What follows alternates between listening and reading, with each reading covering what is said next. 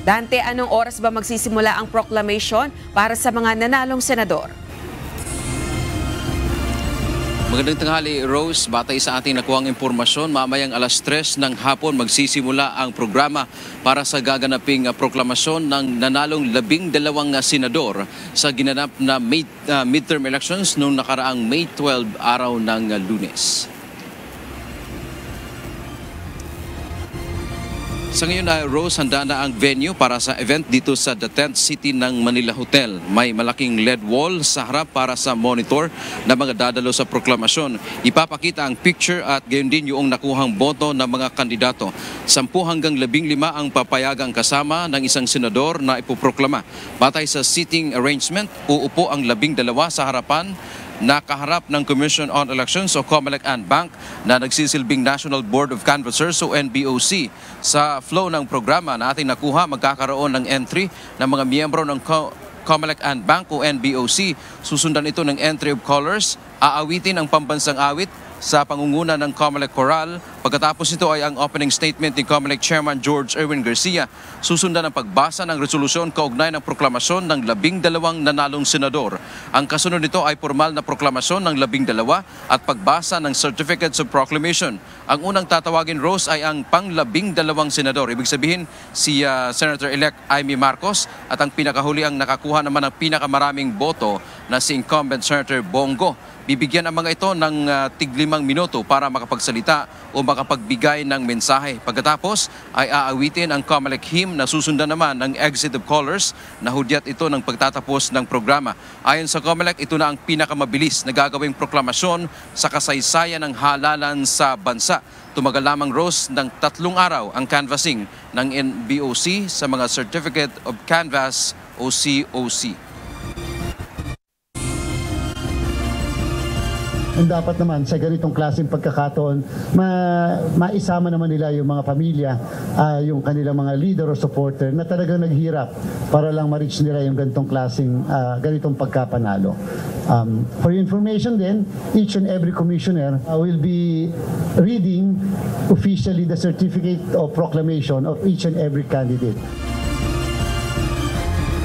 Rose, walang binigay na rules ang COMELEC kung ano ang dapat na susuotin ng ipoproklama at gayon din yung kanilang mga kasama. Sa Lunes naman ay naasahang sabay na rin ipoproklama ng COMELEC and Bank ang mga mananalong party list organization. Mahigit sa 60 seats ang kailangang punan ng party list representation sa mababang kapulungan ng Kongreso. Mas kauntian niya ang papayagan nilang kasama ng mga party list dahil na rin sa bilang o sa dami ng mga ito. Target ng komisyon na sabay-sabay na rin ipoproklama ang mga party list at nominees ng mga nanalo sa nakaraang midterm elections. So sa ngayon, Rose, ay inaantabayanan pa natin. Mga bandang alauna daw ay inaasahan nating magsisimula ng magsidatingan itong mga partido o kay itong mga kasama na mga mananalong senador. Kanina wala pa kasi tayo nakita na senatorial-elect o senator-elect na nandito sa venue, kundi ito pa lamang mga tauhan ng komisyon na naghahanda dito sa kanilang gaganapin na proklamasyon ng 12 nanalong senador. Yan ang ating update mula dito sa Maynila. Balik sa iyo, Rose.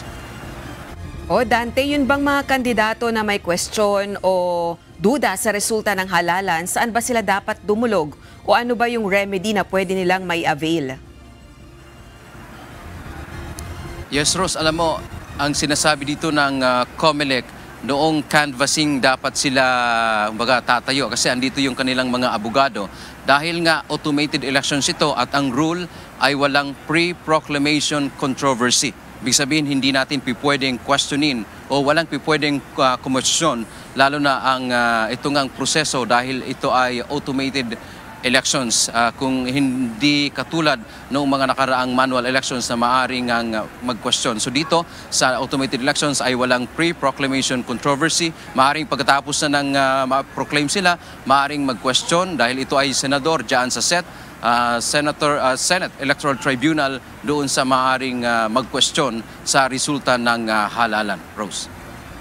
Ano naman ang tugon, Dante, ng COMELEC dun sa mga sinasabing 100,000 overvotes at saka undervotes na dahilan ng disenfranchisement o hindi nabilang na boto ng mga kababayan natin?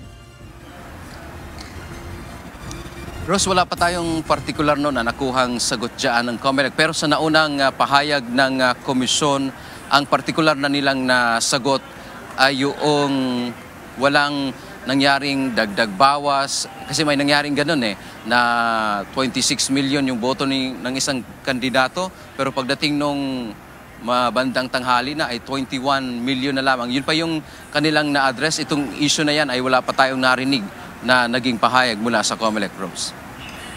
So aasahan ba natin na sa susunod na eleksyon ay magagamit ulit itong ACMs ng Miro systems? Dahil sa palagay ng COMELEC ay naging epektibo naman ang paggamit nito sa ating automated election system?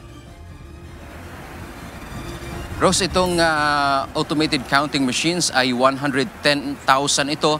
Ito ay renta lamang. So pagkatapos ng eleksyon ay ibabalik na nila ito sa Miro dyan sa South Korea. So ang paggamit lang dito ng COMELEC ay nitong 2025 midterm elections lamang. At sinabi nga kahapon ni Chairman Garcia, pag-aaralan din nila, Rose, kung gagamitin din nila ito sa darating na Bangsamoro parliamentary election sa darating na October 13 dahil mayroon pang nasa mahigit 10,000 na mga backup machines ang hindi nagamit sa nitong ginanap lamang na eleksyon noong nakaraang May 12. Pero ang malinaw dito, rental lamang ang ginawa dito ng komisyon. At pagkatapos itong 2025 ay ibabalik din nila ito sa may-ari, Rose. Last na lang, Dante, para sa kaalaman ng ating mga kasangbahay, tinatawag ngayon yung mga ipoproklamang mga senador na senator-elect. Pero kailan ba sila mauupo sa pwesto?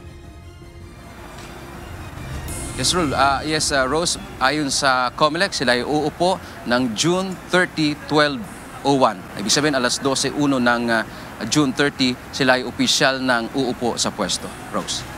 Alright, maraming salamat, Dante Amento, nag-live report mula sa Maynila.